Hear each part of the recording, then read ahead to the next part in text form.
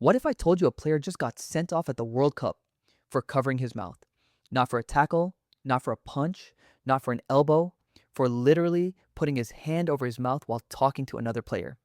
I know how that sounds, but this actually happened at FIFA World Cup 2026, and it turned what should have been a simple group stage match into one of the most chaotic, controversial, dramatic nights of this entire tournament. A team played over half a game with 10 men. A legendary striker scored the fastest goal of the entire World Cup.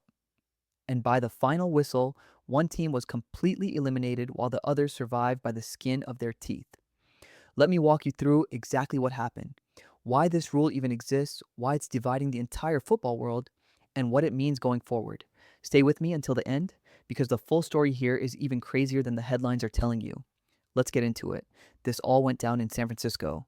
Group D, Turkey versus Paraguay. Both teams desperate, both teams needing a result badly. Turkey came into this match already under pressure after losing their opener to Australia.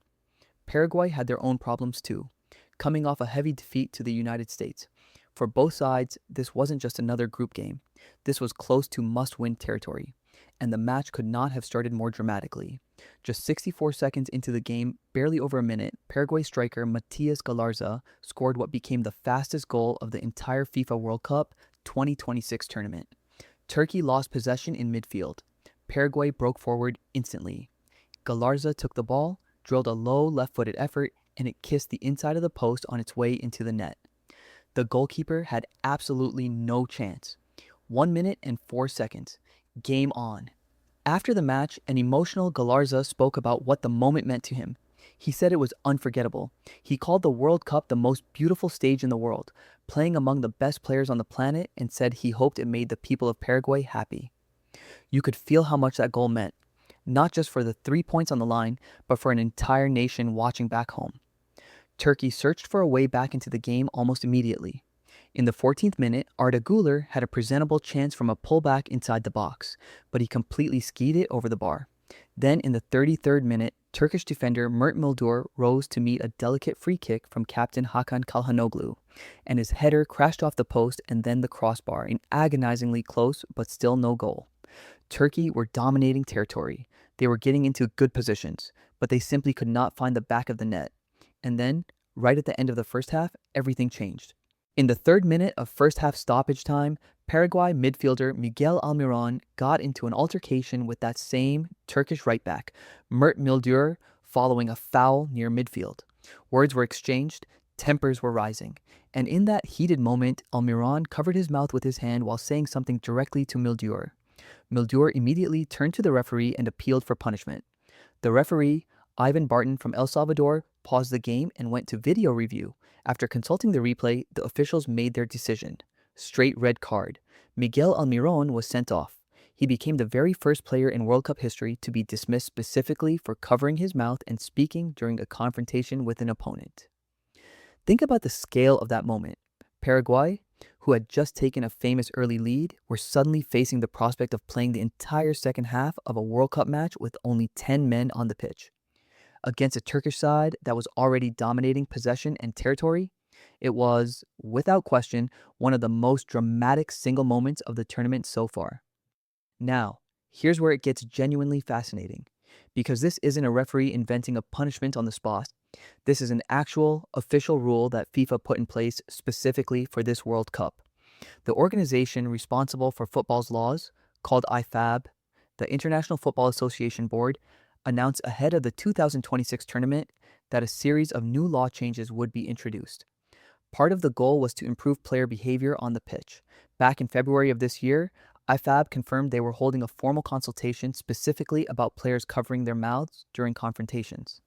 By late April, the rule had been officially ratified and approved. The exact wording of the law states that, at the discretion of the competition organizer, any player covering their mouth in a confrontational situation with an opponent may be sanctioned with a red card. So why does this rule even exist? What sparked it? According to reports, FIFA president Gianni Infantino personally pushed for this new rule after an incident involving Benfica player Gianluca Prestiani, who tried to hide verbal insults directed at Real Madrid's Vinicius Jr. during a Champions League match. Infantino apparently wanted to close that loophole.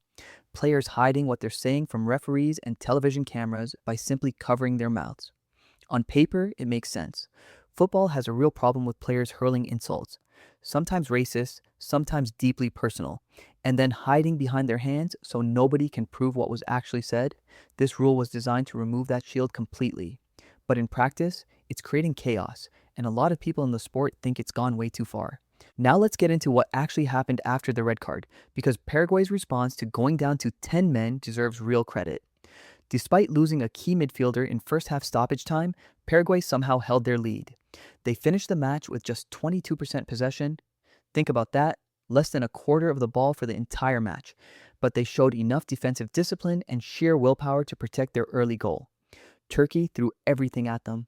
In the 56th minute, Abdulkarim Bardakci whipped in another dangerous cross that went begging without anyone getting on the end of it.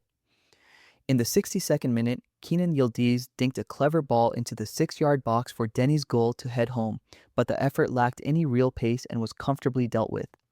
Then deep into stoppage time, in the 89th minute, Kanuzin struck at goal from a neat cutback, but his effort was saved and Gul somehow missed the rebound chance that followed. Wave after wave of Turkish pressure, chance after chance, and Paraguay's 10 men held firm. By full time, the numbers told an almost unbelievable story. Across their last 2 matches combined, Turkey had registered a combined 62 shot attempts without scoring a single goal, the most attempts without scoring in any 2-match span in the competition's history. 62 shots, 0 goals. That statistic alone tells you everything about how cruel this tournament can be. The final whistle confirmed the brutal reality for both nations. For Turkey, this result meant elimination. Back-to-back defeats, first to Australia, then to Paraguay, sent one of the pre-tournament's most fancied dark horses crashing out of the World Cup at the earliest possible stage. Turkey's head coach, Vincenzo Montella, who was himself booked during the match, could only watch helplessly from the sidelines as his side created chance after chance without ever finding the breakthrough they desperately needed. For Paraguay, survival. Their famous 1-0 win, achieved with 10 men for over half the match, kept their knockout stage hopes alive heading into the final round of group matches. They now face Australia in a straight shootout for second place in the group, with the winner advancing and the loser's fate depending on how other third-place teams perform across the tournament. Meanwhile, hosts USA had already wrapped up top spot in Group D regardless of this result, sitting comfortably above the chaos unfolding beneath them. So let's zoom out and look at the bigger picture here, because this single match is part of a much larger story unfolding across this entire World Cup. FIFA World Cup 2026 already has more red cards shown than each of the previous 2 World Cups combined. Think about what that actually means. This isn't an isolated incident involving one unlucky player in one chaotic match. This is a fundamental shift in how this entire tournament is being officiated from the very first whistle. Referees are clearly being instructed to enforce these new behavioral rules aggressively and consistently. Meanwhile, players across every single team in this tournament are still adjusting in real time, often learning the hard way, exactly like Miguel Almiron did twice in just 2 matches. The question everyone in football is asking right now is simple. Is this actually making the sport better? Is it creating a cleaner, more respectful version of football? Or is FIFA over-policing the natural human emotion that has always been part of what makes this sport so passionate, so intense, so real? There's also a quieter, more human layer to this entire story that's worth mentioning before we wrap up. After the match, Coach Alfaro revealed that he personally tried to lift Almiron's spirits in the dressing room. He told his struggling midfielder that his absence on the pitch had actually brought out a real fighting spirit in the rest of the team. Alfaro also shared that Almiron personally apologized to his teammates for his mistake, fully aware of the difficult situation his red card had left them in for the remainder of the match. That's a genuinely human moment, buried inside all of this chaos and controversy. A player who made a split-second decision under a brand new rule, immediately owning the consequences in front of the entire team that had to fight without him. So here's what I want to know from you. Do you think this mouth-covering rule is a necessary step to stop players hiding insults and abuse from referees and cameras? Or do you think FIFA has gone too far, turning a completely natural, instinctive reaction into an automatic red card that can change the outcome of an entire World Cup match? Drop your honest opinion in the comments right now. Is this rule fair, or has football lost something important here? And while you're down there, let me know. Do you think Turkey deserved better after generating 62 shots across 2 matches without scoring?